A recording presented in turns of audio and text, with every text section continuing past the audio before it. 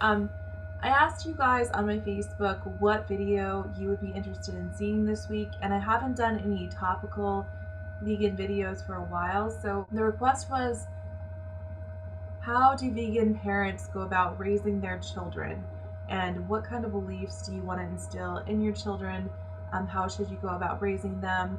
I'm very strongly opinionated person, you guys know that, but I do strongly believe each person should make their own choices, and that includes children. I wouldn't force my children to be vegan, if that makes any sense. Um, but as far as my ideas for what I plan on doing as a vegan parent, this video is going to be going over some of those ideas, things that I really want to instill in my children, kind of a battle plan, if you will, on how I plan on raising children according to my own beliefs and my own moral standards and things like that. We all have other people in our lives that we have to take care of, that we have to kind of explain our beliefs to, and that includes our children. It's easy to say, I myself am going vegan, case closed, that is the end of the story, but the reality is we all have families. I am not a parent, so I can't tell you 100% for sure if these ideas will work. Basically that's it. I just want to say I do have some background in child psychology, child development. I've taken psychology courses in college. I mean, I do have some background with children and things like that. So this isn't just coming out of left field. I do know a little bit about children. My parents never forced me to believe any specific religion. They never forced me to do things that I didn't want to do. They treated me, I wouldn't say they treated me necessarily as an adult, but they left choices open to me that, that I could make safely as my own person, that wouldn't hurt anybody, that wouldn't hurt myself. They left some of those choices open to me. Like, my father is an atheist, my mother is a Christian, so they kind of left, religious things up to me, and if I wanted to go to church, it was my choice, things like that. So while I do think that it is good to give children structure and kind of a really good place to start from, like information about, lots of different areas of life, it is ultimately up to them what they choose to believe. Now, I'm not saying when they're 3 years old, you should just let them run off and make whatever decisions they want to, because they're still thinking in the 3-year-old mentality, meaning they want immediate satisfaction, they want it right now, they're not thinking of long-term consequences, they're still in the very self-centered stage of childhood. So when they're that age, there's no reasoning with them, there's no talking to them intelligently like you would an older child. So you do have to keep that in mind. I do plan on breastfeeding, so after that, when it's time for solid foods and things like that, I think it'll be pretty easy to transition into fruits and vegetables, with keeping a really healthy diet for them. And of course, like, you need to do research into children and nutrition and all of that, and I don't feel like I'm qualified to make that kind of a statement, but I really do think that vegan nutrition really isn't that difficult if you do some research into it. If you know anything about health and nutrition, you should be fine with your children.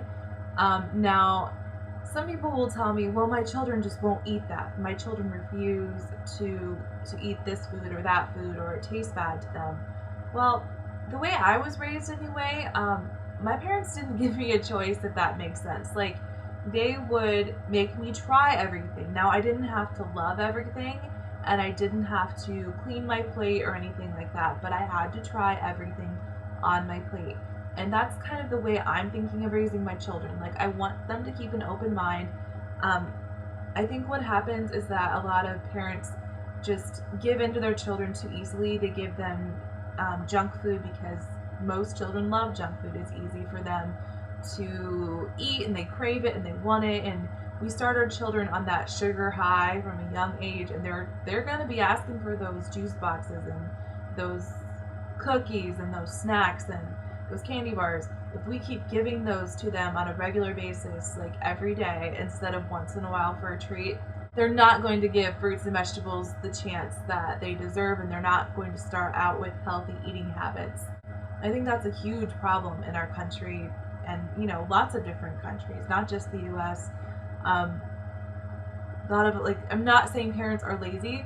Parents are stretched to the max. No kidding. I totally respect parents and how hard it is to be a parent. And that's why I'm taking it very seriously. And I know I can't afford to have children yet. I don't have the time or patience to have my own children yet, or the money.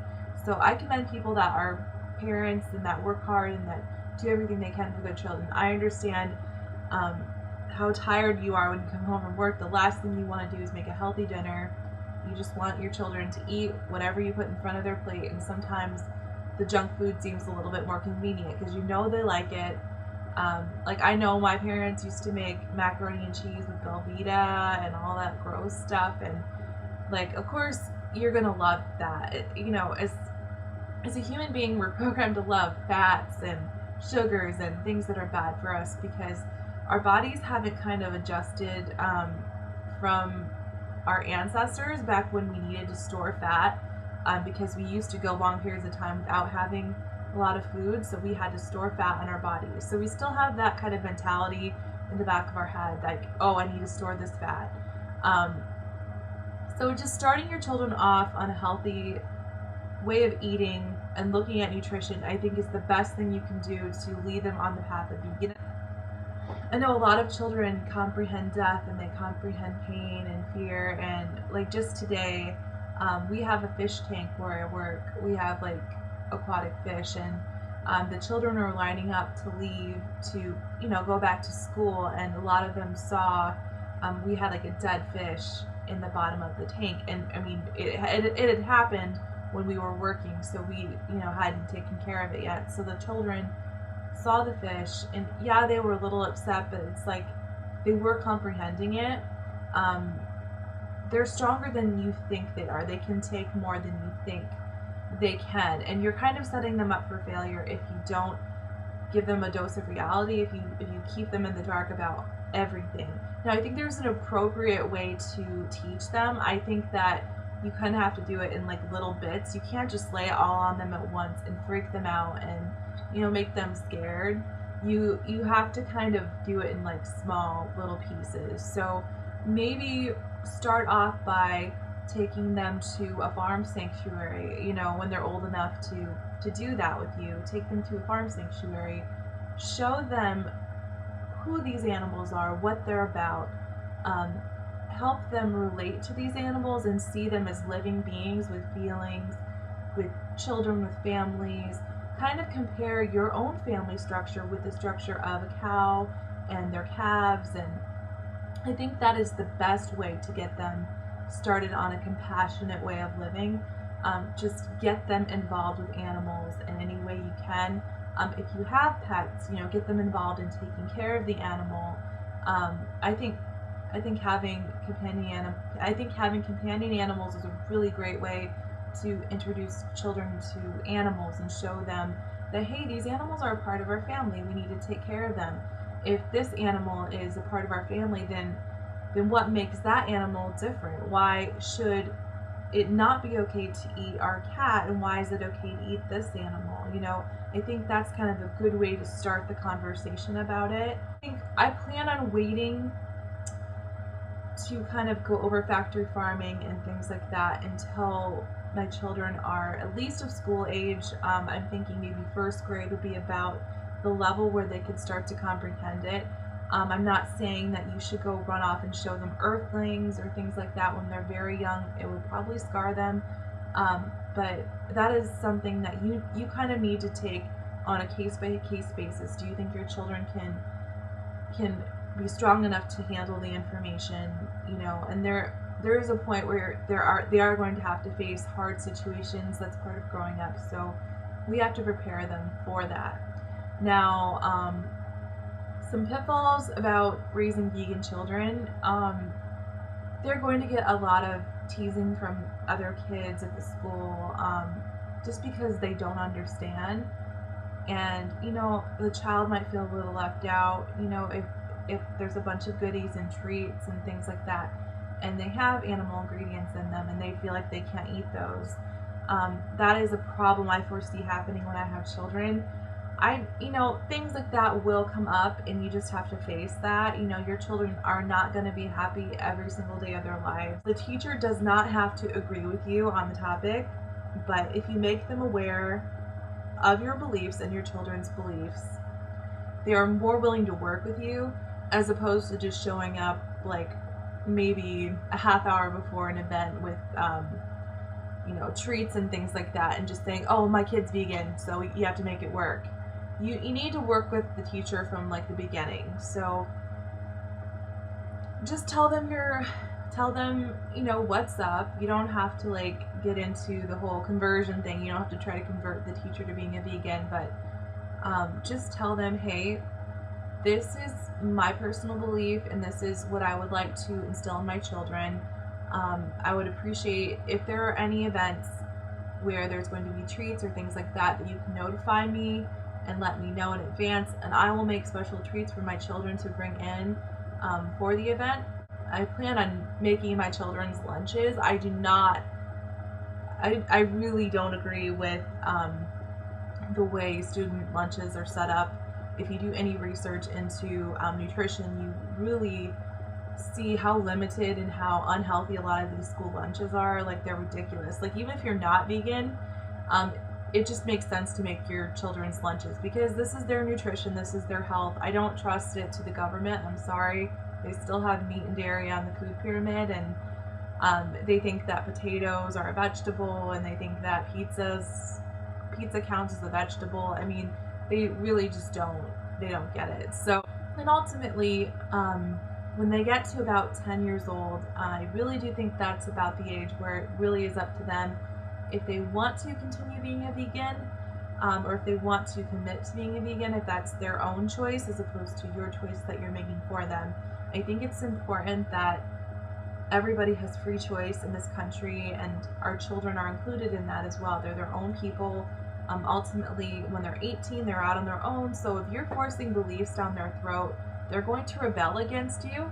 That's just how teenagers are. If you're making them do something, they're just going to rebel, probably go buy some cheeseburgers at McDonald's and, just totally leave that lifestyle behind.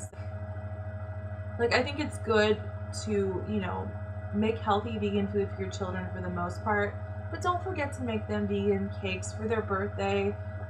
Don't forget to make them vegan ice cream, treats like that. Make them feel like other children, don't make them feel left out.